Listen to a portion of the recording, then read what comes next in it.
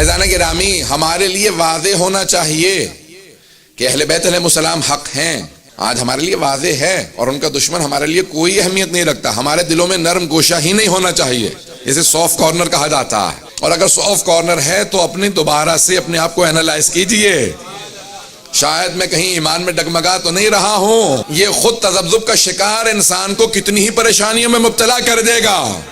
میں ہمیشہ ایک واقعہ سنایا کرتا ہوں، دوبارہ شاید میں نے سنایا ہو، اس میں مبارکہ میں مجھے بھی یاد نہیں ہے بالکل بھی، کہ جناب امیر علیہ السلام کا بڑا مشہور و معروف واقعہ پیش کر رہا ہوں، ان کا چیک کر لیجئے، پیش کریں گے تو پتہ چل جائے گا. ایک آدمی مولا کی بارگاہ میں گیا، کہا مولا کے پیچھے جماعت پڑھوں گا. مسجد کوفہ میں آیا، نماز پڑھ رہا تھا مولا کے پیچھے، تو کھانے کا سامان لے کے گھر جا رہا تھا. آج کے زمانے کی طرح سے نہیں تھا کہ ہر چیز پیک ہوتی تھی، آج تو ہر چیز پیک ہے نا، وہ ڈبے میں ہوتی ہے. تو وہ پرانا زمانہ تھا، کھانا کھلا ہوا تھا، تو اس نے مسجد کے باہر رکھا کہ میں جلدی سے نماز پڑھوں گا، باہر آؤں گا. اس میں ایک دہی اس نے لے رکھی تھی، اور وہ اس نے باہر رکھی مسجد کوفہ کے باہر. نماز پڑھ کے باہر نکلا، دیکھا بھی دہی کے اوپر ایک نشان بنا ہوا. اس نے ادھر ادھر پلٹ کے دیکھا بھی ایک نجس العین کتا جا رہا ہے، اس کے منہ پہ ایک نشان ہے. اس نے کہا ہو نہ ہو کتے نے اس میں منہ ڈال دیا. اتنے میں جناب امیر علیہ السلام مسجد سے باہر آئے، کہا یہ دہی گھر لے جا، دہی پاک ہے. کہا یا علی آپ کو کیسے پتا؟ آپ میں حرام میں مجھ سے آگے تھے، میں پیچھے تھا، جب میری نگاہوں میں نہیں آئی. پتہ نہیں توجہ ہے نہیں، یہ آپ کو کیسے پتا کہ دہی پاک ہے؟ مولا نے کہا شک نہ کر، جب میں کہہ رہا ہوں یہ دہی گھر لے جا، دہی پاک ہے. کہا یا علی یہ دہی پاک نہیں ہے، میرے سامنے بس ایک ہی نجس جانور تھا، اس نے فوراً دہی انڈیل دی، وہیں پہ سڑک پہ پھینک کے چلا گیا. مولا نے کہا کہ میرے پہ تو نے شک کیا ہے، مجھے اگر بات پہنچ رہی ہو، کہ اس کے اثرات تیری زندگی میں آئیں گے. ایفیکٹس ہوتے ہیں نا، جیسے بعض دوائی کھا لیتے ہیں سائیڈ ایفیکٹس ہوتے ہیں. امامت پہ شک کرنے کے بہت زیادہ سائیڈ ایفیکٹ ہیں، توجہ ہو.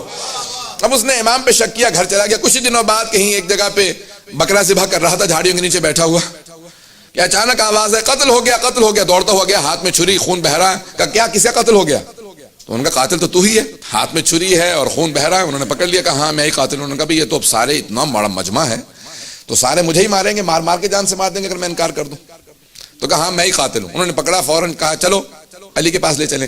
جیسے ہی پہنچے مولا نے مسکرا کے دیکھا، پتہ نہیں توجہ ہے نہیں ہے.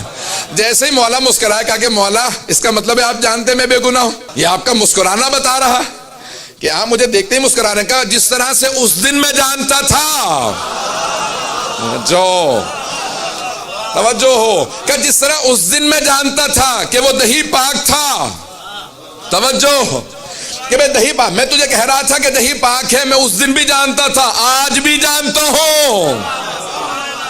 کہا پھر مجھے سزا مت ہونے دیجئے گا مولا. پتہ نہیں توجہ ہے نہیں. مولا نے کہا ابھی بھی تجھے معرفت نہیں ہے، جب بتا رہا ہوں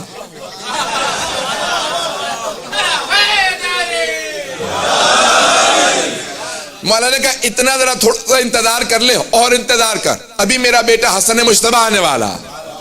توجہ توجہ. مولا نے کہا میں تو جانتا ہوں لیکن میں تجھے سمجھانا چاہتا ہوں امامت کیا ہے، حجت خدا کون ہوتا ہے. ذرا تھوڑا انتظار کر. اتنے میں امام حسن مجتبی علیہ السلام تشریف لائے. مولا نے کہا کہ بیٹا آپ فیصلہ کیجئے، تفصیل میں نہیں جاؤں گا. مولا نے فوراً تمام کے تمام مومنین سے، جتنے بھی وہ کوفے کے لوگ تھے، مومن بھی تھے دوسرے بھی تھے، مولا نے کہا اس مقام پہ جاؤ، وہاں پہ ایک درخت ہے، درخت کے نیچے ایک بکرا رکھا ہوگا، تو اس کا گلا ذبح ہو چکا ہوگا، جو ہاتھ میں چھری ہے وہ اس کا خون ہے. اب وہ پریشان ہو کے کہنے لگا کہ مولا یہ تو آپ کے بیٹے کو بھی پتا ہے. مولا نے کہا یہی تو سمجھانا چاہ رہا ہوں، حجت خدا ایسا ہوتا ہے کہ جو حجت خدا ہو وہ ایسا ہوتا ہے، اس کے ذہن میں کبھی بھی کوئی شبہ نہیں آنا چاہیے. حجت سے متعلق کبھی ذہن میں شبہ نہ آنے دو. جب لوگ گئے تو کہا کہ مولا یہ واقعاً بکرا موجود ہے. تفصیل میں نہیں جا رہا، صرف اشارہ کرنا چاہتا تھا واقعے کی طرف. عزیزان گرامی آج جتنے حملے ہوں گے، اگر آپ کی عقل سالم ہے آپ دھوکہ نہیں کھائیں گے، کبھی دھوکہ نہیں کھائیں گے.